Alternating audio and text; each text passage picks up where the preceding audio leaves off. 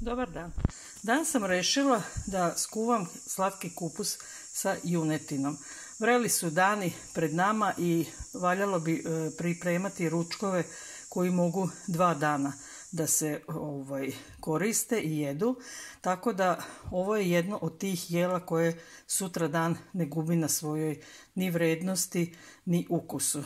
Znači ovako, da bi napravila slatki kupus sa junetinom potrebni su nam i slatki kupus i junetina. Od začina sve je dozvoljeno, znači so, biber, lovorov list, ove povrće, što se tiče povrća, paprike, paradajz, dosta crnog luka kao što vidite i belog. To ću sada za početak prvo iseckati i prodinstati dobro i redom dodavati kao što ćete vidjeti u nastavku videa. Evo, luk sam iseckala. Odustala sam od one moje 4 velike glavice, pošto bi to baš bilo previše. Pa sam samo iseckala 3, ali vi ako imate manje glavice, slobodno iseckajte pripremljenih 4. Tako, sad se to dinsta.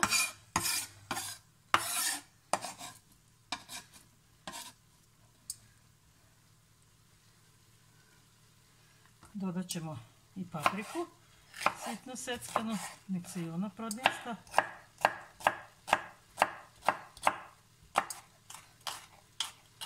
Da ne lupam video. Evo ovako.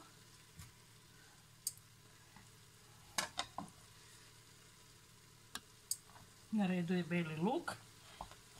Njega ovako na ovaj način isitnim.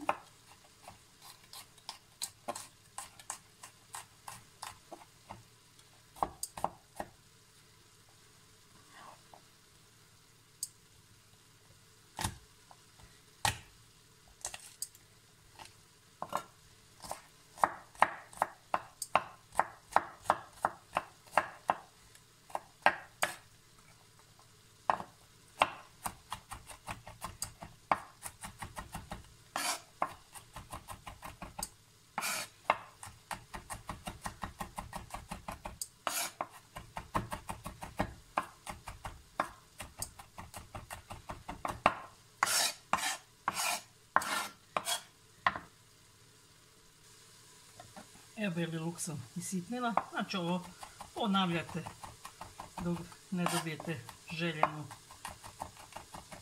iseckanost belog luka, usitnjenost.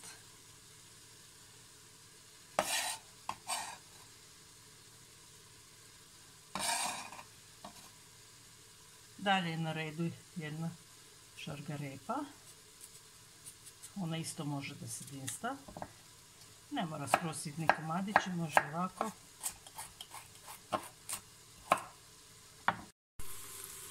Dok se povrće, odnosno luk sa ostatkom povrća što ste vidjeli da sam stavila dinsta, ja sam ovako pripremila jedan paradajz koji sam oprala u toploj vodi da bi skinula kožicu koja se ne raskuva prilikom kuvanja i onako baš ume da smeta prilikom jela i da na neki način čak i bude ružno u jelu. Tako da i vama savjetujem, to je bukvalno 1 minut držite pod vrelom vodom i kožica skoro pa sama siđe dole. Evo, luk se izdinstao, vidite postao je staklast, tako treba da izgleda. Sada ću da dodam meso.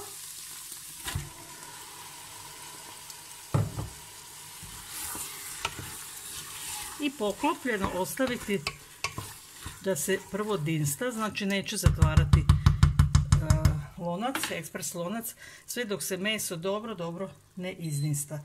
Tada ću doliti malo vode i zatvoriti da bi se meso brže skuvalo i kasnije opet u otvorenom loncu dodati još samo kupus i začiniti do kraja da bude ukusno. Evo ovako. Sada nek se to fino u sopstvenom soku i u sopstvenoj pari meso lepo izdista. Dobro pitanje bi bilo dokle se meso dinsta. Kad je to gotovo? Evo recimo to je u ovom momentu kad je velika većina vode koju je meso ispustilo i isparilo. Znači, već polako počinje, pošto sam ja baš pojačala, da se i od dole onako hvata jedan sloj. Znači, u tom momentu je otprilike dinstanje i gotovo. Ne treba to nalivati još vodom, jer tada već je faza kuvanja, a ne dinstanja.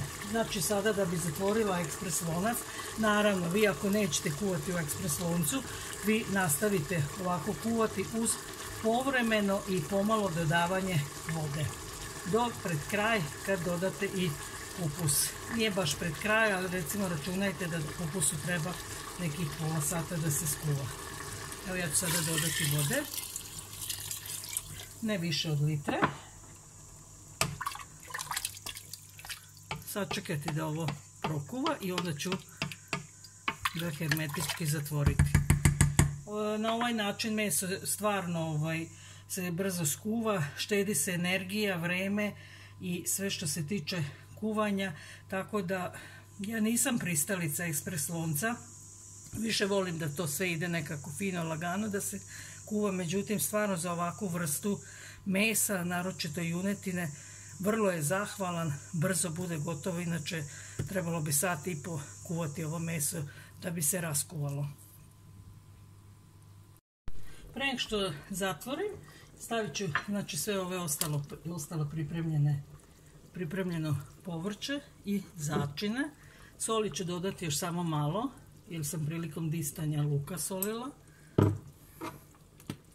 Bibera.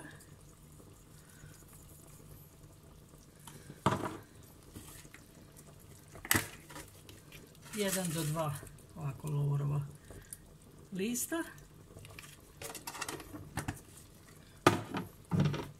Stavit ću i začinske paprike. Ovako kašiku.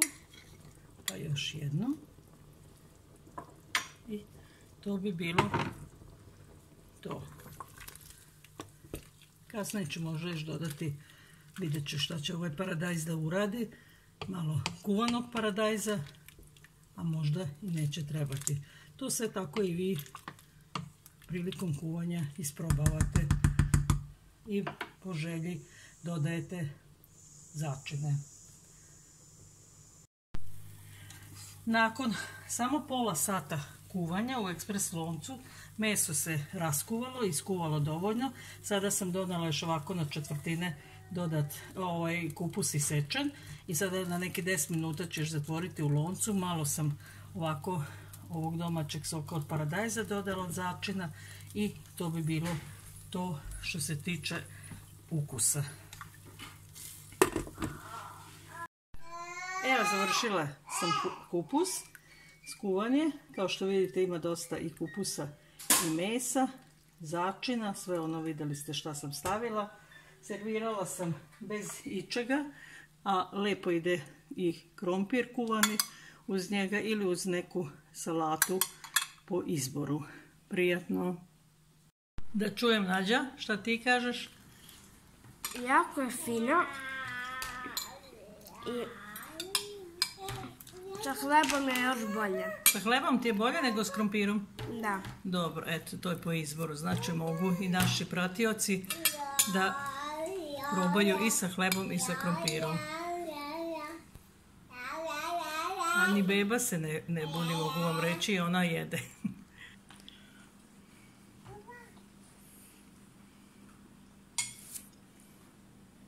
Mama,